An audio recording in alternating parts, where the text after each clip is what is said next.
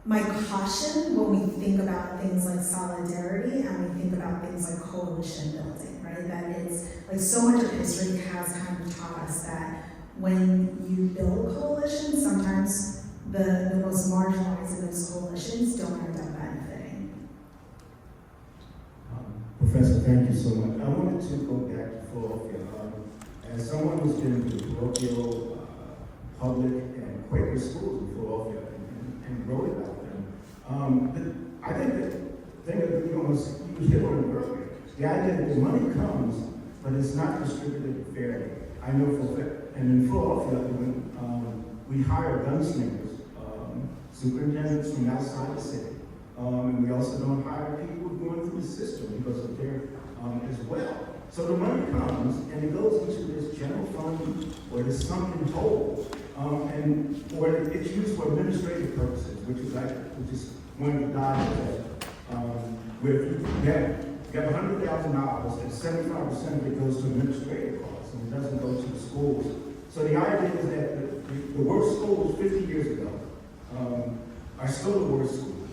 And Philadelphia's pride are two schools, Central and Maxton. They've been that way for years, so that shows that it's not an equitable distribution. So how much of it is that the people distributing the money are not from the neighborhood or not from the community that is supposed to go to serve, the idea of just, this money doesn't get to the people that it needs to get. Is that true among other systems that you found as well? Yeah, so I do think that it matters how you spend it. I think my book really focused on just getting the funding in the first place, right?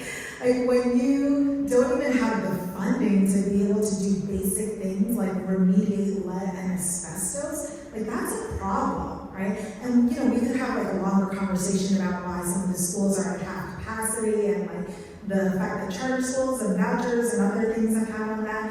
But I don't think any school funding advocate would necessarily say that we should get the money and then waste it, right? So I think that there is something to spending it, right, in ways that make sense and ways that maybe most directly benefit students, right? But I do think that there's also been such an issue with like the retrenchment of state services such that the school district of Philadelphia now, like back in 2013, that was one of the major cuts that happened.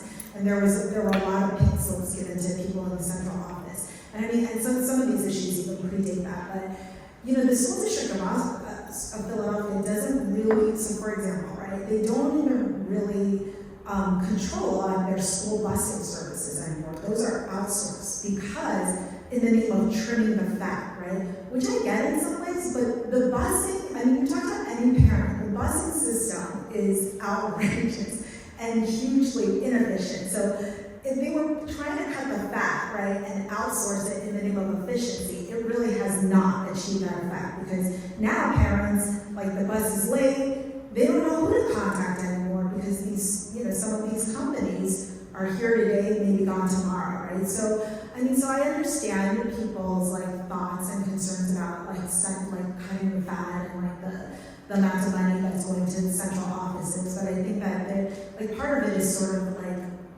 economies of scale issue, right? When you are trying to manage a district that has so many public schools, there needs to be some layer of management that goes into it.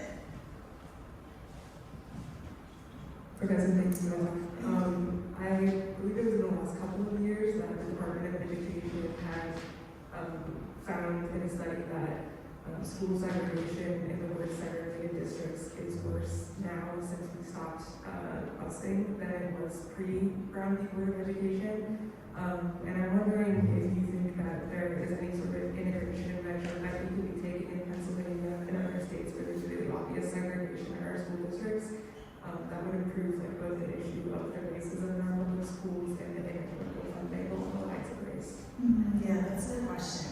I think integration continues to be a very hot button issue that parents are not willing to engage in. I remember, I didn't include this in the book, I remember doing an interview with somebody relaying a story to me where he had proposed, he was a state representative who had proposed integrating schools, right? Because, you know, like a lot of Republicans are always like, yeah, it needs to be efficient, right? And so it's not efficient to have all these different school districts and have like parallel systems of like of management and oversight.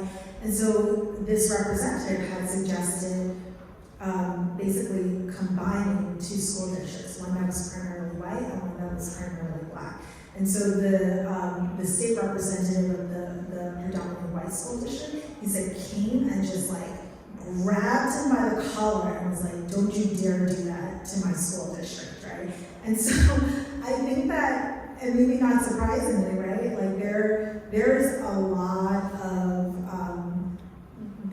of resistance to the idea of school integration. So I don't know how. I don't have a whole lot of hope that would be supported. Yeah. Thank you. So, a specific racial kind of question. So, if you were seeing things done the way you wished they were done, you were emperor for a day, would there be some difference in the policies that were directed, or the monies really, at like African American children vis-a-vis African American versus white children vis-a-vis white? And would, say you had two children, one from a rural and one from an urban district, the urban was black and the rural was white, would they get something different due to being black and white, being as there is, of course, you know, a history in America of redlining, Jim Crow, slavery, you know. So, I guess that's my question. Yeah, that's a really interesting question. I do remember there being some conversation among people who were proposing different formulas, so you saw that list of different factors that go into a formula, right? And it's like English learner, it's geographic sparsity. So one of the things that came out of that conversation was also whether or not like being a black student, right, would add extra money. And I think they decided against it because, I mean, in large part probably because it just wouldn't fly in the state legislature, right? They don't really have like, are allergic to talking about race. And so, so I think that proposal didn't really go anywhere because of that. But I do think that there are scholars who are thinking about ways of trying to account for, you know, all the things that you have mentioned, right? Which is like, you know, things like redlining and slavery. And so there are some people, Bruce Baker and the University of Connecticut professor, I'm blanking on right now, but they have proposed some methods for accounting for the very long history of disenfranchisement, right? And the long history of loss of wealth as related to that. I mean, and I think even when it comes to, and Bettina Love, I think, has also talked a little bit about that in her new book. Because when you think about it, I think somebody had mentioned this also, that a lot of this is not just one generation's worth of underfunding, but it's multiple generations. And when you think about the accumulated costs of that, they are quite significant. I don't think we're sort of like at that point in our political landscape that would be something that's feasible right now. But I do think that the work